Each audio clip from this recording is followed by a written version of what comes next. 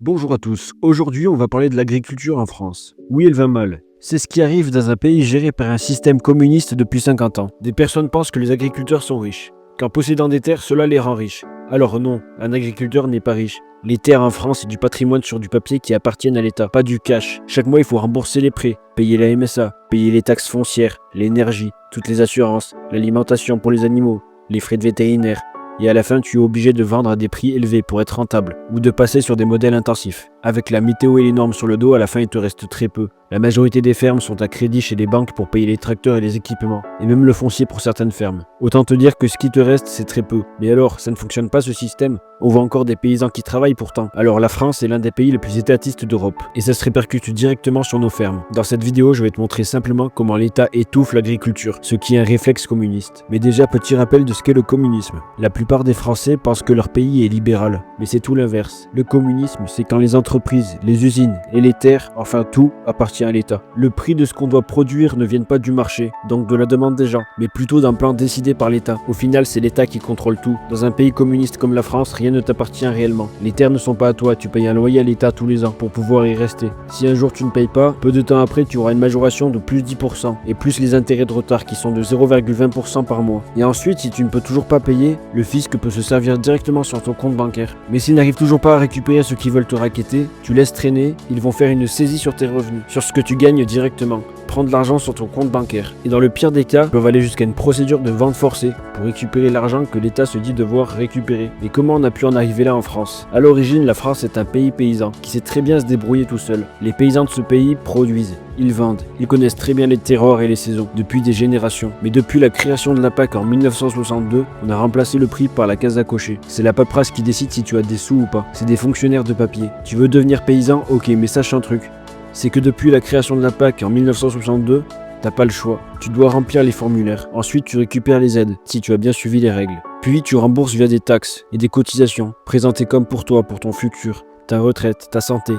Tu es obligé de les remplir, leurs papiers administratifs. Tu dois suivre leur mode d'emploi. Sinon tu auras zéro. Et pendant que tu suis les règles que l'État t'impose, si tu regardes de près, on te reprend d'une main ce qu'on t'a donné de l'autre. Les charges, les cotisations MSA, l'énergie, les assurances, les normes, les kilomètres en plus parce qu'on a fermé l'abattoir du coin. Mais quel est le rapport avec l'État? C'est que c'est lui qui écrit les règles, qui tient le chéquier et qui contrôle, et qui prélève. Alors pour commencer, qu'est-ce que la PAC? La PAC remplace le client par l'administration. Si tu coches la case et que tu fais bien ce que le fonctionnaire te dit de faire, tu pourras toucher la PAC. Mais si tu ne coches pas, tu n'auras rien. La valeur ne vient plus du marché, mais du dossier. Mais si tu ne touches pas ton aide de la PAC, tu ne peux pas gagner ta vie dignement, car il te reste à peine de quoi vivre après toutes les taxes qui arrivent après. Une des plus grosses taxes qui vient, c'est la MSA, cotisation obligatoire pour payer les retraites de ceux qui sont déjà à la retraite, pour payer aussi la sécurité sociale qui rembourse presque rien, le RSA et toutes les autres idées socialistes. Et même quand ton année est mauvaise, tu dois payer, c'est obligatoire, surtout que tu cotises beaucoup plus que ce que tu reçois au final. Pour parler de la retraite, par exemple, la personne qui n'a jamais cotisé ici, qu'elle soit immigrée ou français d'origine, une personne qui sera restée au RSA toute sa vie pourra toucher 1034 € de retraite, s'il remplit bien toutes les conditions. Et à côté de ça, tu auras le paysan qui aura cotisé toute sa vie qui touchera 1200 €. En gros, pour faire simple, le paysan, il doit verser 4500 € par an. Pendant 40 ans, ça fait 180 000 €. Ça, c'est pour une carrière complète. Et il touchera 1200 € par mois. Voilà la réalité, tu auras payé toute ta vie pour ce système qui te permet de gagner 200 € de plus que celui qui n'aura pas cotisé pour sa retraite. Ensuite, tu as toutes les taxes sur l'énergie.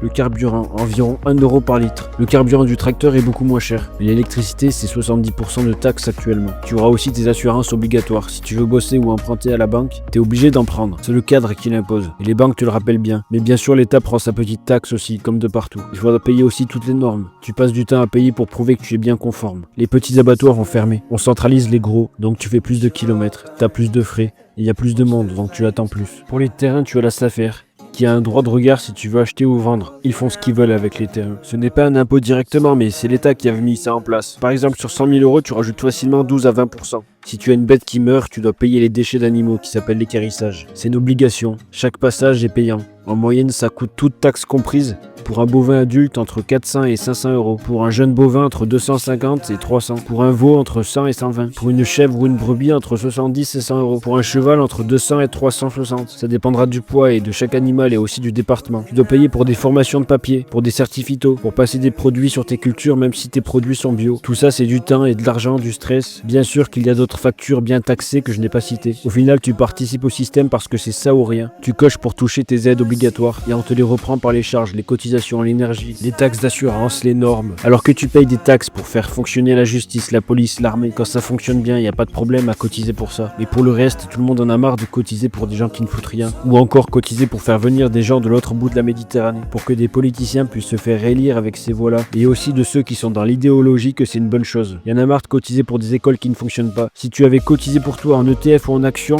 même avec un peu de crypto-monnaie, sur 30 ou 40 ans, tu pouvais faire du x20, x30, x40. Tout ça grâce aux intérêts composés. Exemple simple, du 8% à 10% par an sur 40 ans, ça fait environ du x22 à x45. Donc, exemple concret, si tu mets 300 € par mois pendant 40 ans, avec du 8 à 10% par an, tu finis avec environ 1 million à 1,9 million, soit 3500 à 6300 € par mois. À vie si tu retires 4% par an. Et bien sûr, tes enfants, ils pourront hériter de tout ça. Quand tu cotises pour ta retraite par répartition, tes enfants n'hériteront jamais de ça. Ça part dans une caisse qui se vide automatiquement. Donc imaginons que maintenant tu viens à mourir malheureusement avant ta retraite.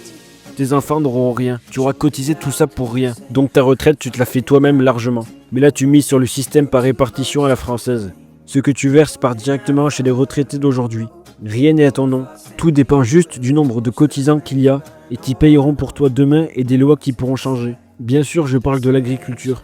Mais le communisme français est bien présent partout ailleurs. Que tu bosses la terre en France ou que tu crées de la valeur en France, ce sera toujours l'État qui choisira si tu manges ou pas. Parce que si tu places ton argent en action ou en ETF, sache que l'État va aussi tout taxer sur ça. Donc autant dire qu'en France, que tu veuilles créer ta retraite ou que tu crois au système par répartition, tu seras la vache à lait. Donc réfléchis bien avant de vouloir rester dans ce pays, ou même vouloir créer de la valeur.